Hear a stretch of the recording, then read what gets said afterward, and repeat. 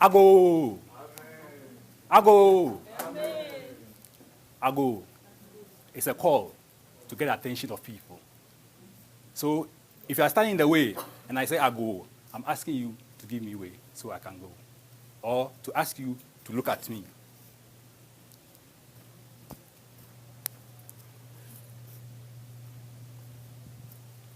Akwaba. Yeah. Good. So it means that you know Ghana. Akwaba is used to welcome people. If you go to any Ghanaian setting, you'll be welcome. It is the language of one of the tribes in Ghana, the Akans. They say Akwaba to welcome people. So if I say Akwaba, you respond, yeah. Akwaba. Yeah. I'm here to talk about festivals in Ghana. There are many festivals in Ghana. I can't go through all. I'll tell you about a few of them. My name is Reginald Quartey. In some parts of Ghana, they give names by the days you were born on. So if you are born on Monday, you'll be given the name, say Monday. So if you are a girl born on Monday, you'll be called Ajua. So you hear names like Kofi, Kwame, Ajua, Kwamna, they are day names. But where I come from in Ghana, we are given family names. So my name is Reginald Quartey. My family name is Quartey, highlighted in red. So if you go to Ghana and you hear Quartey, anybody can tell that, oh, this person is a Ghan because of the name I have. It also tells which family you can find me in.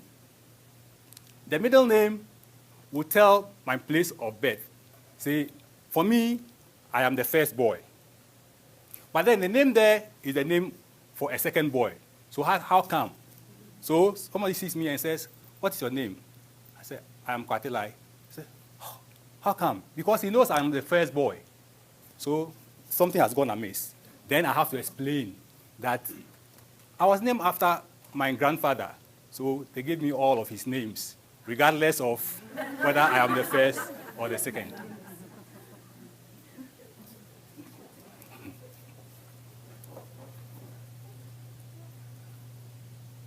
That is my wife, I forgot to tell you.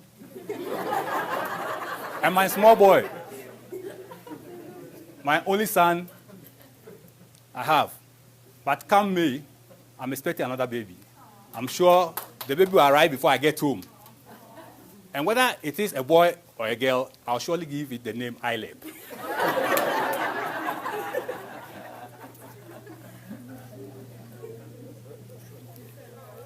So that's my boy, Dromo Nikpakpa Quartey. He's now 2.5 years old. When I was coming to America, he said he was coming with me. So then he brought his car and said, Daddy, I'm going with you. So I had to give him a flag, an American flag, to let him be quiet, and then so I could go. His name also tells that he is the first son. Because we have the first generation, I'm the first generation, and he's of the second generation. So they also have a set of names. Anybody who will see his name will know that, yes, he's the first boy in the Quartey family. And once somebody sees you in Accra, the person can hold your hand and take you to the home you are coming from. Yeah.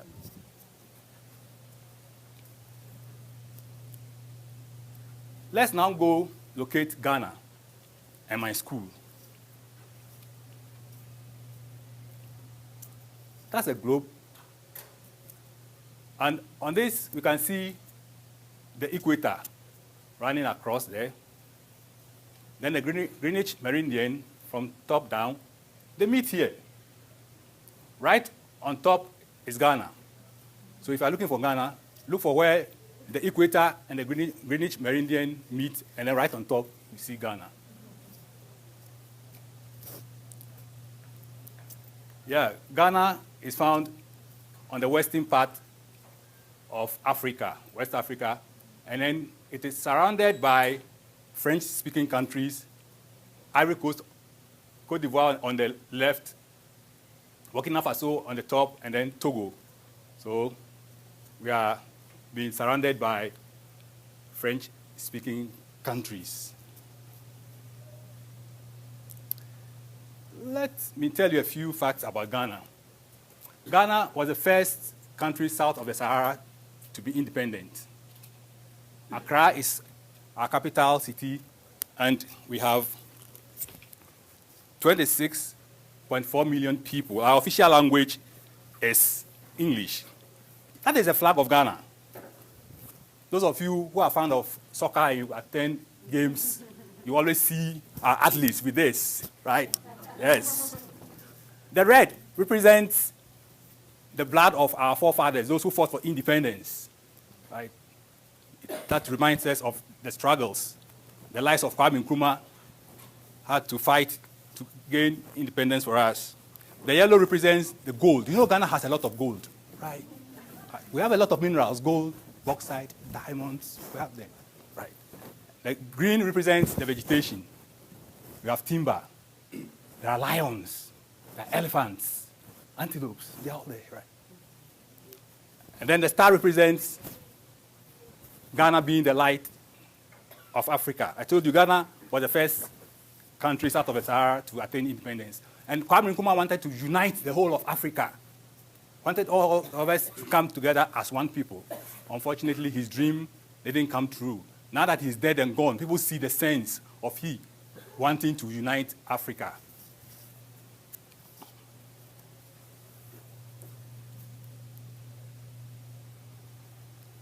Ghana is noted for its cocoa.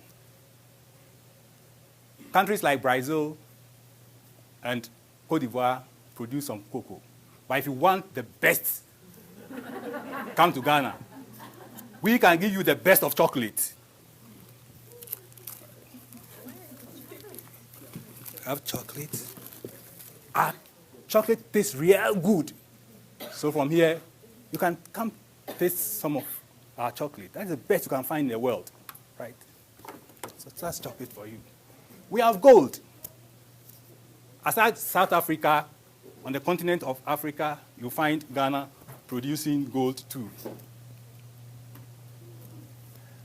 That's the capital of Ghana, Accra. That's Accra by night, and then an area view of Accra.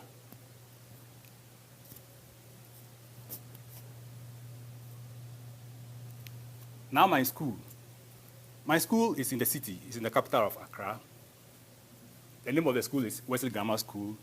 It was established by the Methodist Church. But now, anybody at all can come. We don't discriminate.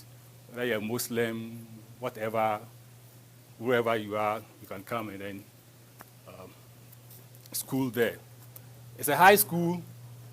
We have students between the ages of 14 and 18. These are some pictures of our school. The one to my extreme left shows students taking a practical exam. They're taking a biology exam towards them taking their national examination. This other one is a picture that our school cherishes so much. Why? Because we've been trying to break away from the cycle where maths teachers always go to the classroom and then lecture. So you're always lecturing. So then we decided, then what then can we do? And we said, okay, let us get some activities together, right? So that students can have the practical way of trying to study maths and use some of the maths concepts they learned. So we gathered a few materials, like anything we could just figure out, tables, chairs, ladder, and then we brought them in. We got some mark sheets where they could cut pieces of paper to do models. We have, you can see here, students doing some measurement. What are they doing? We only placed a ladder by the wall, and then students will come, try to find the angles of the ladder, try to find the hypotenuse, the adjacent side, tilt it in whichever way they could, right? And it was so interesting. You could see students participating actively. We had a mini class where a teacher was teaching just students of about groups of 5. We had a section where students would go for counseling. There we had a corner where we labeled as a mass clinic. And what was happening there was somebody there who says that he was the mass doctor. So we had diseases like those who have mass cancer, geometry, diabetes, and then we labeled the subjects with, diseases, so that if you had, say, an algebra diarrhea, then you go and then see the doctor to help you out. It was fun. It was fun, and we saw that it was a nice thing to do. We even had it published in the newspapers. So our school was up there just because of the activity that we tried putting together for students. Again, my school, here our students are voting. Every year we elect student leaders. Either two students would just raise up their hands in the classroom and then we counted them. But then we felt that no. These days, there are a lot of political upheavals in Africa because of elections. So we started teaching our students how to conduct elections and how to be credible, how these elections must be credible. So then they will line up, go and then check their ballots in secretly and then drop them in the ballot boxes. Then after that, they will count. And the students you see counting with the teachers, these are election officials. And the students are reps of the various candidates. And everybody was there vigilant, making sure that nobody will steal any ballot box. Right. So we were helping them to also grow up into citizens who will make sure that credible elections will be run if they got into politics.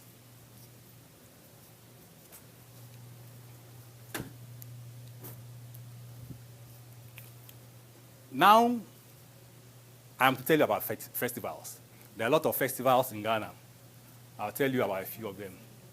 This is a festival celebrated by the Ashantis in Ghana. It is called the Akwesida Festival. And it is one of the very important festivals in Ghana that attracts people from all over the world, all over the world. People will come from America, UK, Angola, wherever, because they just want to see the Ashanti royals.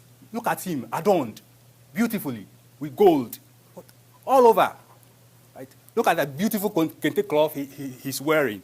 And this is a strip of kente cloth. If you have not seen one before, that is a strip. Isn't it beautiful? Yes, it is. Right. Look at me. Right. But there's a difference between this strip of kente and what I have here. This one, it's woven by hand in a loom. Right? If you know a loom, right?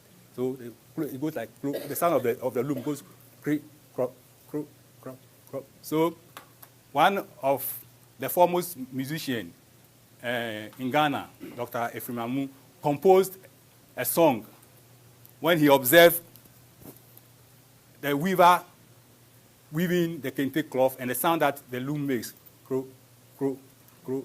So he composed a song that goes like, chinchine amame unyama, chinchine amama tinsema, asanti bonre kente mi humbido, asanti bonre kente mi tibido, kwa mio ni madie yo kente na bonije, ninsa ninai ninsedua se jijini, crow crow crow crow he crow he crow he crow crow crow he crow he crow crow he crow na yemido bonre kente no na yemido na bomije. He says that he's never seen any beautiful thing like the kente across his travels over the world, wherever he went. No, with the sound going like crow, crow, crow, crow. So, anytime you come to Ghana, try to get a piece of kente cloth. Like I said, this one is woven, so you can feel it. The texture is different from that. This one, the Chinese are doing this now. Right? Because for them, they said if you show them whom Jesus Christ is, they'll produce a Jesus Christ for you.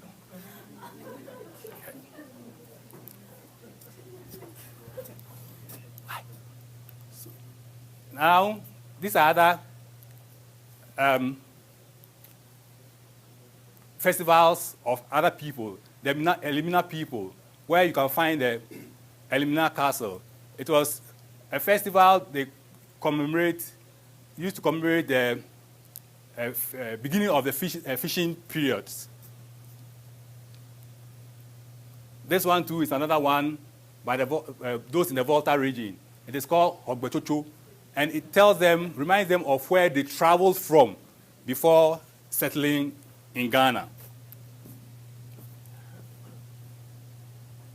For want of time, I'll run you through the last one. This is the Homowo Festival, and it is celebrated by the people from where I come from. Homowo means putting at hunger. And it runs for about a month, where people who are twins come out to celebrate their lives. Every family that has a twin will bring the twins to be celebrated. Then at the end of the season, a meal is cooked called kwekwe, made of corn and palm nut soup. It is shared among the people to eat. Why do we celebrate festivals? We celebrate festivals for a number of reasons. We celebrate festivals because of our history, to tell the people whom we are. We celebrate festivals because we want to have fun.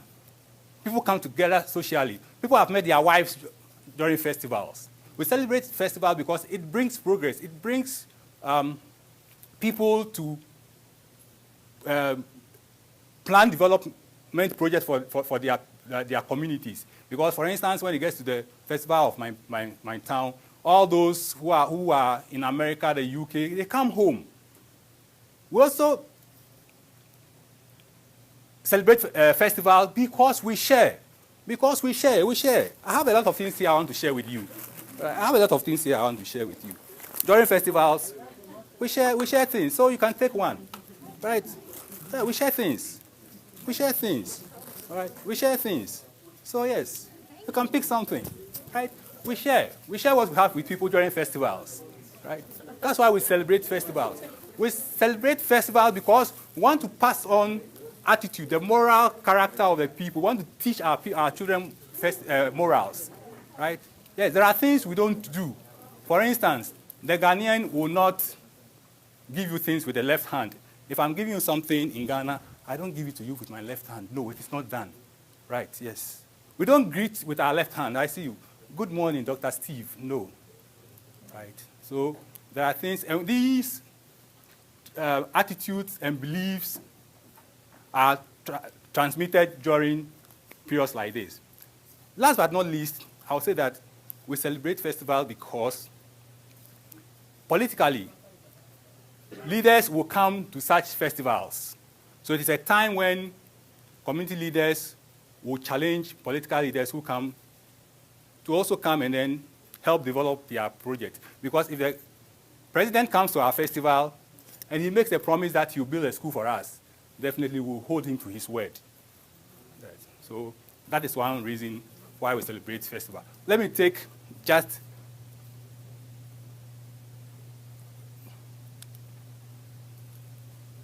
two minutes to play this video. Ojira, the annual festival of the chiefs and the people of Ikuapem in the eastern region, ignited frenzied political activity in the area. Traditional rulers first arrived amidst pomp and pageantry.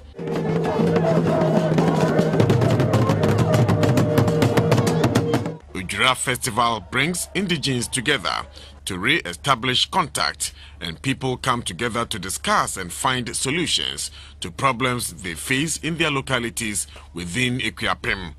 However, with the December presidential and parliamentary elections just around the corner, political campaigning took center stage at the Ojira, with the ruling NDC and the largest opposition NPP the most visible.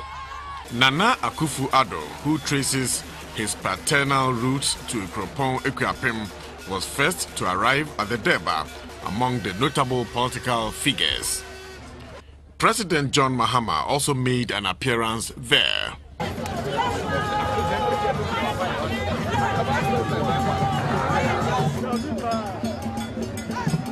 this is peaceful. Everyone is coming together, shaking hands, laughing together, and just loving on one another. So be that do be said, Fantoka Ebraha, Fantoka Braha.